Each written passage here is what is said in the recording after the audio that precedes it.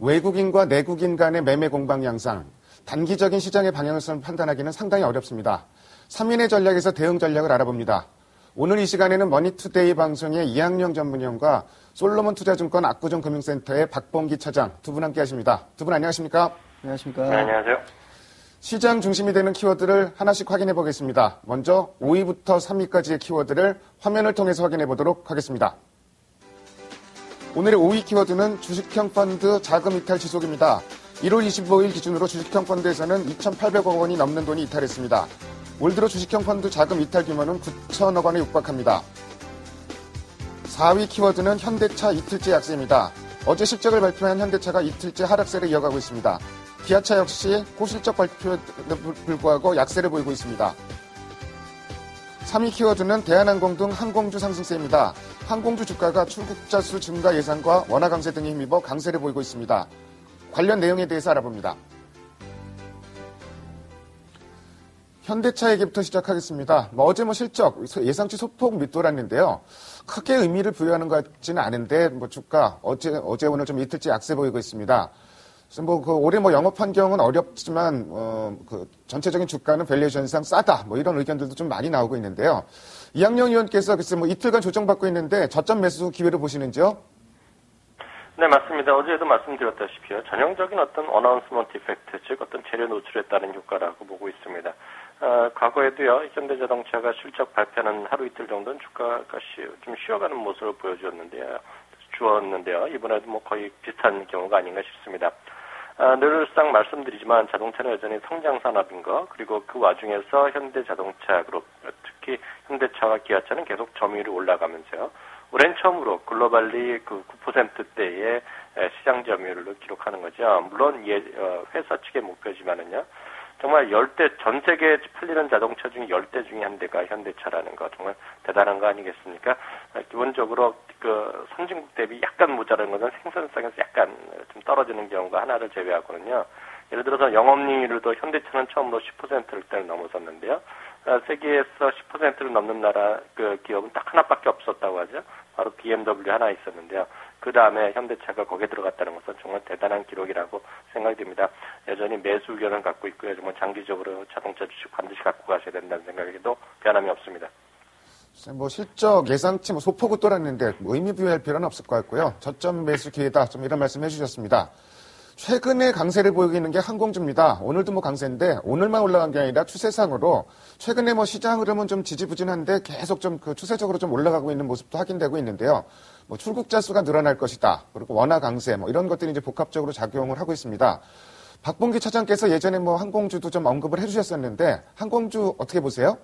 네, 대한항공 같은 경우는 이제 전형적인 턴어라운드주로 이제 말씀을 드렸던 적이 있는데요. 그로 인해서 이제 상승을 많이 했고 항공주에 가장 큰 영향을 미치는 요인은 아시다시피 두 가지입니다. 이제 유가하고 환율인데요. 지금 유가도 항공유 같은 경우는 작년 2분기에 안정적인 흐름을 보이고 있고 그 다음에 최근에 환율이 이제 안정 및 강세 기조로 원화 환율 강세 기조로 지금 변하고 있기 때문에 이런 부분이 긍정적인 영향을 미쳤습니다.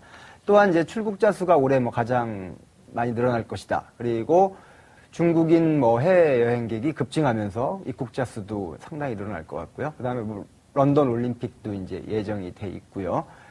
그리고 A380 신규 이제 도입으로 인해서 그 수요도 늘어날 것이다. 이런 이제 기대도 있습니다. 그리고 아이폰 5도 이제 나오게 되겠지만 2분기부터 IT 신제품들이 나오면은 화물 수송량도 늘어날 것이기 때문에 관련 실적도 늘어날 것이다. 하는 이제 여러 가지 긍정적인 요인들이 많이 있는 것 같습니다. 그래서 항공주 같은 경우는 추가 상승 여력이 다소는 있을 것 같고요. 다만 이제 하이닉스에서 봤듯이 하이닉스가 목표가 3만 원 제시하고 나서 제가 이거 2만 7, 8천 원 정도 단기적으로 봐야 된다 이렇게 말씀드렸는데 며칠 전에 2만 8천 원 찍고 한 조정을 또 보이고 있거든요. 그런 의미에서 봤을 때는 대한항공 같은 경우 6만 원 이상 목표가를 좀 제시하고 6만 4천 원까지 제시하고 있는데 제 생각엔 6만 원 조금 못 미치는 선까지 기대를 하시는 게 좋지 않을까 싶고요. 아시아나항공도 9천 원 선 얘기를 합니다만 8천 원대 중후반 정도 기대를 해보면 될 것 같습니다. 그래서 리스크 관리 측면에서는 아시아나항공도 오르겠지만 개인적으로는 대한항공이 날 것 같습니다. 여전히 항공주에 대해서 긍정적인 말씀 해주셨고요. 여러 가지 환경들, 항공주에는 좀 긍정적인 것 같습니다. 다만 이제 유가 문제는 좀 확인할 필요가 있을 것 같은데, 뭐 어느 정도의 유가 상승은 뭐 유류 할증제로 좀 커버가 되기 때문에 유가가 폭등하다든지 뭐 이런 상황이 아니라 그러면은 좀 긍정적으로 접근해도 되지 않을까 싶습니다. 다음으로 오늘의 2위 키워드를 화면을 통해서 확인해 보도록 하겠습니다. 오늘의 2위 키워드는 외국인 12일째 순매수입니다. 외국인 대단합니다. 12일째 순매수를 하고 있는데요. 반면에 이제 이런 분석도 최근에 나오고 있습니다. 80% 정도가 프로그램 매매다. 그렇기 때문에 단기성 자금이 아니냐. 그래서 좀, 곧 팔지 않겠는가 좀 이런 얘기도 나오고 있는데요. 박범기 차장님께서 이제 이런 부분에 대해서 어떻게 생각하시는지 말씀해 주십시오. 네, 외국인 지금 그 매매 동향을 보면 오늘까지 1월 6조 순매수입니다. 뭐 상당히 순매수 규모가 큰데요. 오늘까지 뭐 계속 이어지고 있고요.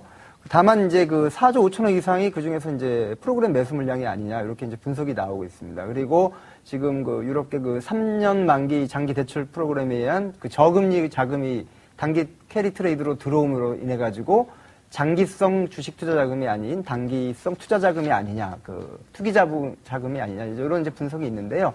여하튼간에 뭐 그 외국인 매수세가 유입되는 부분은 긍정적인 면인데 그런 부분이 또 이제 매도화되면서 수급에 어떤 악영향을 미칠 수도 있기 때문에 양면의 칼이라고 생각이 됩니다. 그리고 단기적으로 그 선물 매수 규모가 늘어나면서 미결제 약정이 크게 폭으로 증가하였거든요. 그 베이시스가 이제 좋아지면서 선물 매수 규모도 많이 늘어났는데 이 부분이 매물화 된다면은 역시 이제 단기적으로는 수급에 영향을 줄 수 있기 때문에 그 부분이 이제 좀 체크를 해야 될 부분인 것 같습니다. 그래서 뭐 시장 전반의 의견은 뭐 현 이제 유동성 그 자금이 계속 그 글로벌 시장이 안정이 되면서 뭐 우리나라뿐만 아니고 아시아 시장에 뭐 계속 들어오고 있기 때문에 그 자금 유입 비조가 당분간 이어질 것이다 해서 유동성 랠리가 이어질 것이다라는 분석도 있는데요. 방금 언급한 그런 어떤 그 단기성 자금의 성격이 있기 때문에 그런 부분이 과연 그 시장에 어떤 영향을 줄 수 있다라는 부분을 갖다가 뭐 예를 들어서 1월 말 이후 2월 초에는 또 체크를 해보셔야 되는 상황이니까 그런 부분을 유의를 하시면 될 것 같습니다. 뭐 외국인이 계속 주식을 사주는 거는 뭐 좋은데 이게 뭐 단기성 자금이라면은 현재 지수대 정도에서는 국내 기관이나 개인들이 좀 그 시장이 만약에 외국인이 주식을 팔 때 받아주기가 참 어려운 상황이기 때문에 그래서 뭐 지나친 낙관론도 좋지만 일단 이런 부분은 좀 경계할 필요도 있을 것 같습니다. 자, 오늘 삼성전자 실적 발표했는데요. 뭐 삼성전자 실적 잠정치보다도 더 좋게 나왔습니다. 뭐 삼성전자 그 수급 상황을 보면은 최근에 외국인은 사고 기관은 좀 팔고 있는데요. 삼성전자 실적 발표 관련된 내용 이학년 의원께서 좀 체크해 주십시오. 네, 계속 말씀드렸다시피 삼성전자는 실적 자체도 중요하겠지만 실적 이후에 IR을 통해서 각 분야별 CEO들이 나와서 얘기하는 것이 중요하다 말씀드렸습니다. 물론 이제 총괄적으로 단편적으로만 지금 기사가 되고 있기 때문에 보다 레포트 같은 거에 이제 다음 주쯤에는 우리가 충분히 이해하겠지만은요. 오늘 중요한 시사점이 나왔고요. 그 삼성전자보다 더 중요하게 영향을 미칠 수 있는 기업이 바로 하닉스랑 LG 디스플레이라고 뭐 제가 말씀드리고 있는데요. 양쪽이 완전히 극명하게 갈리고 있습니다. 하나하나 좀 따져보죠. 반도체에 관해서는요, 삼성전자에서는 하닉스 입장에서는 상당히 좀 보수적인 입장에 답이 나왔다라고 이해하고 있습니다. 하닉스를 갖고 계신 분 입장에서 뭐 약간 속상한 멘트가 나왔는데요. 결론은 이거죠. 1, 4분기에도 D램 가격은 계속 하락할 것이다 라는 얘기를 했습니다. 상당히 중요한 의미가 있죠. 왜냐하면 작년 4, 4분기 12월부터 해서 그 반도체 가격이 반등하는 쪽으로 많이 뉴스가 됐고 최소한 안정된다고 얘기했는데요. 삼성전자는 1, 4분기에도 계속 가격이 하락할 것으로 얘기를 했습니다. 물론 속도는 D램 경우에는 속도는 상당히 좀 둔화될 가능성이 있다고 얘기했고요. 다만 이제 낸드 플래시는 올해도 작년 같은 속도에서 그 가격 하락을 염두에 두고 있기 때문에요. 반도체 특히 이제 D램 쪽에 전문을 하는 기업들은 약간은 좀 불리할 수밖에 없습니다. 그런 관점에서 하이닉스는 오늘 좀 주가가 크게 좀 밀리고 있다는 것을 좀 이해하고 있고요. LG 디스플레이는 오늘 아침에 적자 규모가 70% 이상 줄어들었죠. 오늘 아침에 약하게 출발했는데요. 삼성전자에서 소식이 나오면서 LG 디스플레이랑 LG전자는 급반등세로 돌아서고 있습니다. 이유 또한 명확하죠. 디스플레이 가격은 상당히 안정세를 1, 4분기에 안정세를 보일 가능성이 크다라고 얘기했다는 거죠.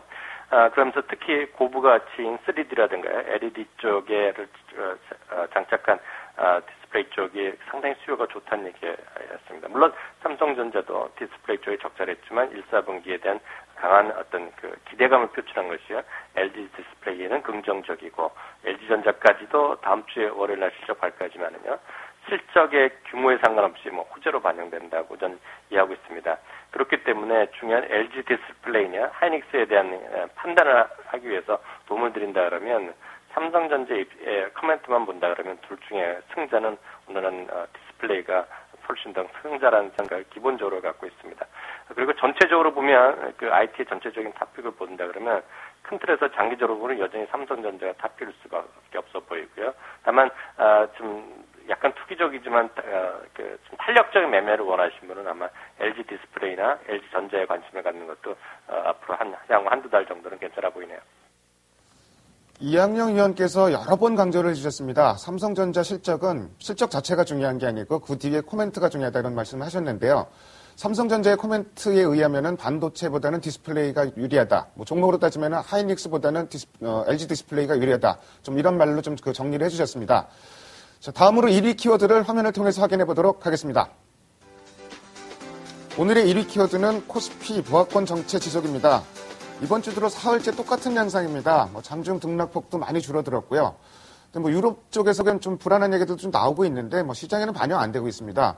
유럽 중앙은행 너네도 이제 그 손실을 분담해라 좀 이렇게 요구를 하고 나왔습니다. 헤어컷을 유럽 중앙은행에도 좀 요구를 했는데 유럽 중앙은행에서는 당연히 좀 거부를 하고 있는 상황이고요. 여러 가지 변수가 많은데 이학년 의원께서 글쎄 이런 그 지지부진한 흐름이 앞으로도 좀 이어질지 그런 부분 좀 말씀해 주시고요. 유로존 관련된 부분에서 시장 전혀 신경 안 쓰고 있는데 신경 안 쓰고 넘어가도 되는 부분인지 그런 부분도 같이 말씀해 주십시오. 네, 첫 번째 일단 이번 주는 3일밖에 거래가 안 됐기 때문에 다소 좀 혼조권이었는데요. 다음 주는 제 판단으로는 다시 규모가 좀 등락의 방향성은 또 다시 한번 확인되면서요. 위아래로 크게 움직일 개연성이 있다고 보고 있습니다. 가장 큰 요인은 제가 봤을 때는 시장을 작년 연말부터 올해 시장을 크게 끌어올린 것이 우리나라도 마찬가지지만 미국에서부터 IT 주식에 대한 기대감이 많았었는데요. 앞서 이제 우리나라 쪽은 얘기를 드렸는데요. 미국 얘기 좀 해드리도록 하겠습니다. 어제부터 이제 시장이 계속 긍정론자가 많지만 약간은 갸우뚱하는 사람도 있다고 말씀드렸는데요. IT가 지금 바로 핵심입니다. 왜냐하면 이미 미국에서도 그런 생각이 많이 있습니다. 미국은 특히 IT가 우리나라보다 강하기 때문에요. 반도체도 있고 반도체에서도 스마트폰용 모바일 시스템 반도체도 있고 마이크론 테크놀로지 같이 하이닉스 같이 이런 D램 반도체를 주로 하는 기업들도 수많은 기업들이 있는데요.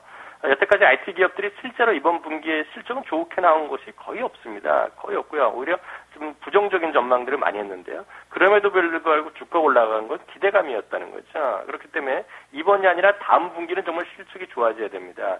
다음 분기에 대한 실적이 좋아지는 것을 미국 사람들도 삼성전자의 커멘트에 기대했는데 아마 제가 봤을 때는 퀄컴이라든가 브로드컴 같이 어떤 모바일용 반도체를 하는 기업들은 상당히 계속 좋아질 가능성이 있겠지만 여타의 경우에는 여타의 어떤 IT 기업의 경우에는 오늘 삼성전자의 커멘트로 봐서는 약간 실망스러운 쪽도 많이 나올 가능성이 있다는 것이죠. 만약에 그렇다고 본다 그러면 지금에도 이미 그런 기대감만 갖고는 좀 IT 기업이 어느 정도 피크에 이르렀기 때문에 차익을 실현하자는 심리가 많이 있었습니다. 그렇기 때문에요. 다음 주에 모르겠습니다만요. 우리나라 IT도 마찬가지로 제가 봤을 때는 LG 디스플레이가 계속 올라갈지 하이닉스가 떨어질지 모르겠지만 그 방향성을 잡으면서 그 두 개가 같이 올라갔는데요. 좀 엇갈릴 가능성이 있으면서 다시 어떤 분위기가 좀 IT 가격들이 미국도 마찬가지, 우리나라도 마찬가지 포지셔닝이 좀 새롭게 될 가능성이 있다라고 보고 있습니다. 그렇기 때문에 당연히 IT가 움직이면 여타 주식들이 웬만큼 움직이더라도 아마 IT의 정신이 팔리면서 주가 움직임은 상당히 좀 혼란스러워질 가능성이 특히 주 초반에 있을 것 같고요. 유로존에 질문하셨는데요. 일단 유로존에 이제 헤어컷 22도 좀 동참해야 되는 것이 아니냐라는 얘기 그리고 20도 거부하는 것이 있는데 아마 다분히 어떤 정치적인 또 싸움이 있지 않을까 합니다. 그에 대해서 유럽 쪽이라든가 유럽 안에서 국가별로도 많이 의견이 갈리는 것으로 알리는데요.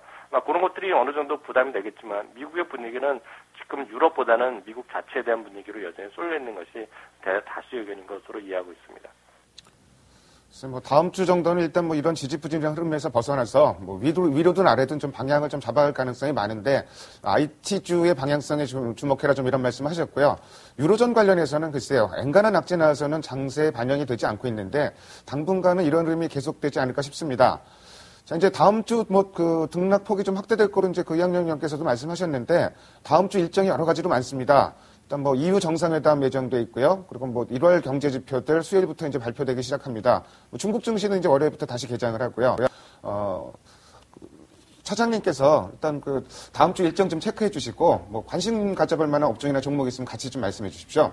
네, 일단 그 EU 정상회담이 예정이 돼 있는데요. EU 정상회담에서는 이제 EFSF 유럽 안정 재정 기금 확충 문제라든가 또 이제 재정 그 통합 문제 여러 가지 또 이탈리아 이제 국채 만기가 이제 크게 도래가 되기 때문에 그 부분도 어떤 논의가 될 수 있는 부분이 있고요. 그리스 관련 이제 민간 채권자 부분하고 협의되는 부분은 아마 좀 그 이후까지 좀 협상이 진행될 것 같습니다. 그래서 뭐 당장 EU 정상회담에서 결론이 날 것 같지는 않고요.